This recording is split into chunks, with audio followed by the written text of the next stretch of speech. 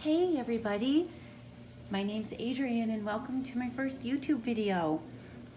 Today I'm going to be doing a project share, and since quarantine has started, I have really gotten into crafting my stash and just using products that I have on hand, or things that I've always wanted to use and never used.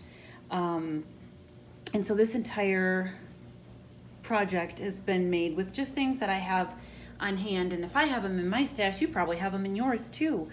The project that I made for today to share are Mother's Day gift boxes or treat boxes. I mean, you could really do this for any holiday. I chose to make these for Mother's Day, but they would work for anything. And I'm using some Maggie Holmes, obviously. And then this paper that I used was like from Michael's, I don't know, probably like 7 years ago. There was an 8x10 paper pack, like hot buy style. And I think we all have it. I've seen a bunch of people crafting with it over the years. And even recently I've seen it on people's channels. Oh, and I should mention that these boxes were inspired by Septeria 18. I'm probably mispronouncing her name. She's so good at what she does. And also Muriel at Ms. Cooper's Coop. And that's where this inspiration came from. Aside from the paper that I used, I just wrapped the boxes in ribbon, and I used a different ribbon for each box. This ribbon here on this one is from Craft Stash. It's like, it came free with the gift. It was from Craft Stash. And it's just sort of like a little coral ribbon. And then of course I used one of these Maggie Holmes that everybody has from Tuesday Morning, from the Flourish collection. And so I layered it on top of gold cardstock from Hobby Lobby Paper Studio. And then I used my scallop punch and just create a little layer. And then this ribbon here is actually from the Dollar Tree, and it is so cute. It's like got little llamas on it and cactuses and stuff. And then I used twine from the Hobby Lobby, just this twine. I'm almost out of it actually, and it's decorative trim. The color is called white, but it's jute actually. And the color is called white, but it's actually more of like a cream color, off-white color. For this one, I used the butterfly embellishment from that Maggie Holmes Flourish. I layered it over that beautiful gold cardstock and then stacked it on another scallop punch. I had some turquoise twine just in my stash from an old Studio Calico kit. So I layered that underneath, and then I just wound this ribbon from Joann's, actually, handmade. Oh, everything's just falling apart here. Handmade holiday ribbon that I bought when my mom came to visit me in November, which was really fun. And we did a little haul at Joann's, so that's where that came from. And then this last Maggie Holmes inspired box, I used another butterfly from the Flourish pack. This ribbon was also from that same Joann's haul I did with my mom it was Halloween actually that she was here at the end of October, and they had already had the ribbons out. These are not coming through exactly the right color. The blue is a little lighter. At any rate, really pretty ribbon though, I'm sure it was 50% off. $2.50 a roll. Love this velvet ribbon. I've used a ton of it. I hope they bring it back next year. So I just wrapped those side by side and then layered again, just more from that paper pack over some gold cardstock. Super duper easy. Like, I'm telling you, so easy. I stuffed them all with shred, and then I'm gonna put like either little soaps or chocolates or something easy and simple that you can find at Trader Joe's, or like a nail polish or something from the grocery store, because obviously nothing's really open, so we have to kind of get creative. The pillow box file that I used is from Silhouette. I have an old Silhouette. I think it's like 8 or 9 years old, but I still love it. It works great. I haven't had any issues with it. The pillow box file, I think, was like some 99-cent situation from a long time ago. And any pillow box, I blew mine up a little bit because it was small. But any pillow box or box file will work. So on that note, let me set these aside. The next style box that I made was two different, I did a pouch and a box. These are a little more elegant looking. They would be really, they're thicker, a little more elegant looking. You could really fit quite a bit in these boxes. And I'm laughing because it was 2 boxes, but during a Nerf war the other night, my kids crushed this box.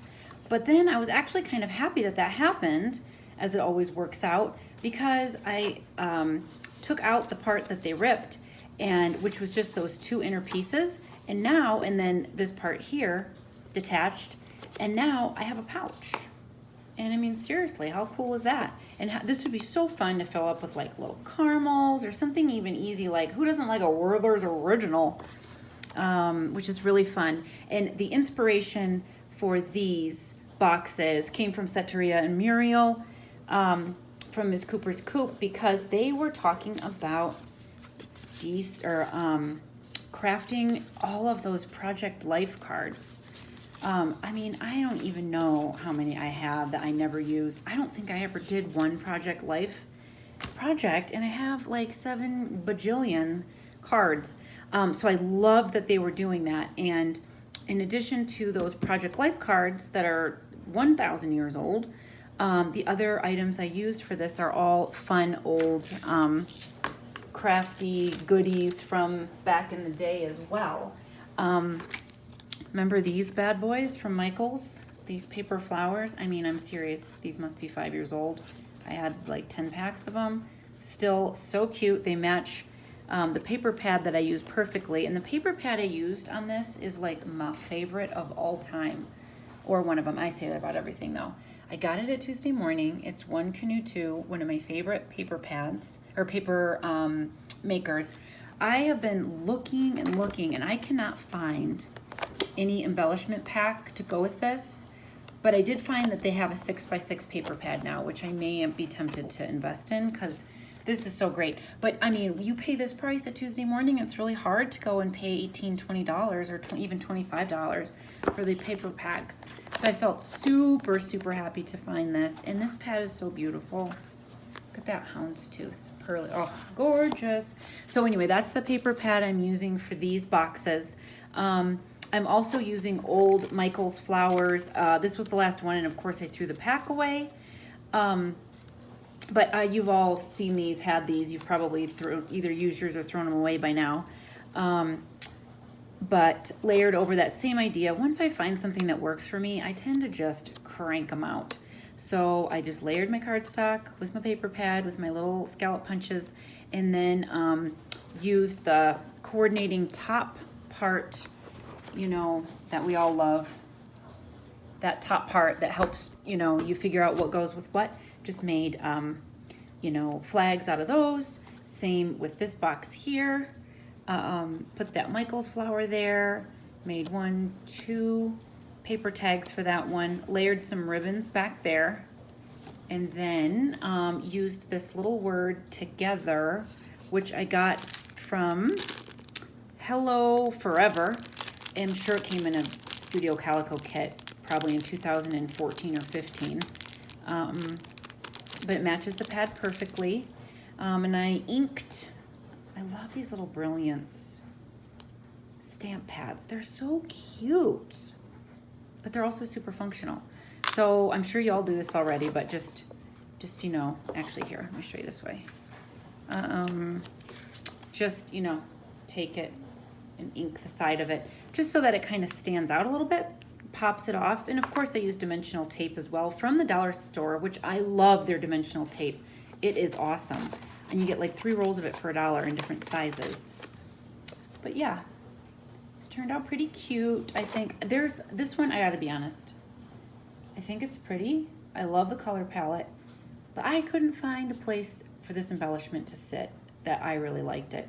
So there's something about it that just makes me mad. But the person that I gift it to will not feel that way. They will just be happy to have something fun and know that I was thinking of them. So I try not to get too upset about it when it doesn't turn out the way I want it to. And this I wanted to talk about. This is so ridiculous looking. I mean, come on. But I've been having a hard time finding any gold thread. And so I found this at Michael's in the jewelry department, and I got one gold and one silver on 2 separate trips so I could use my 40% off coupon because it was never on sale when I went there. So I do like it. I think it's about $3.50 per roll. But I do like it, and I think that it gives a nice shine. But it's just kind of looks like a little bit of a nasty mess. But it's gold and it's pretty, so I like it. And just to give you guys, this box is also a silhouette file. I've had it for a long time, but I'm sure they still have it. Oh, I don't use the metric system. I should, but I don't. So this box is 1.5 by a little less than 5.5 by 3.25. And these are 6.25 by about 3.75. So just to give you guys an idea. And what project would be complete without a little bit of stickles? So I did hit some of these things with some stickles here and there just because they're my favorite. And I was starting on this tag, which I think is so adorable. And I stickled it and it looks so cute, again, from the same Twilight paper pad. But then I ripped it. I guess I'm just too aggressive for this crafty world we live in, but I ripped it and I was like, oh man. I tried to fix it as best I could. Here's that cardstock I was telling you about. So glittery and fun. Paper Studio, super awesome. Probably was $1 when I bought it. And, oh, one other thing I wanted to show you guys too was I invested in this little paper trimmer, and I've seen some of you haul it. Okay, this thing comes out all the time, this little mint thing, but it pops right back in. I love this thing. I absolutely love this thing. I didn't use it for like a month and a half, and now I like literally carry it around with me in my purse. I love, love, love it. I think it was $4.99, and I almost didn't want to pay it because I was like, that's a little pricey, but I'm glad I did invest in it. Okay, well, I think that's it for my first video. I'm sorry if it was a little wild, but this is kind of how I craft. I make simple things. I try to use what I have on hand. Sorry for those shadows floating around. I just hit my head on the chandelier over the table where I'm filming. And I may be back with some destashes. I have a ton of planner stuff and a ton of other fun crafty items, thickers and things that I'm just not going to use at this point. And I've used quarantine to really put my hands on pretty much everything I own craft-wise to decide what I'm going to use and what I'm not going to use. And I just wanted to give you a preview. I'm doing Mother's Day cards. This one isn't finished, but this is a little more shabby chic than I normally go, but my mom actually purchased this paper pad for me for Christmas, which I thought was so, so sweet of her. And she loves shabby chic. And I think we all got a little shabby chic in us. I hope we do anyway. So I did make her this layered card. Her birthday and Mother's Day are really close together. So I'm not sure if I'm going to do this one for Mother's Day or birthday. This is the problem with me and cards. I never know how to do the inside for sentiments, and my handwriting is terrible. I did stamp some stuff, so play around with this stuff. But yeah, I will come back once I've made some more of these Mother's Day / birthday cards with this Simple Stories paper pad. But I just wanted to give you guys a little view into that. And thank you so much for joining me. I really appreciate it. I hope some of you stuck around until the end, and if you did, thank you so much. And I really look forward to putting out more content that's just fun and easy and what we all need right now. So thank you for watching, and until next time, have a wonderful evening. Bye-bye.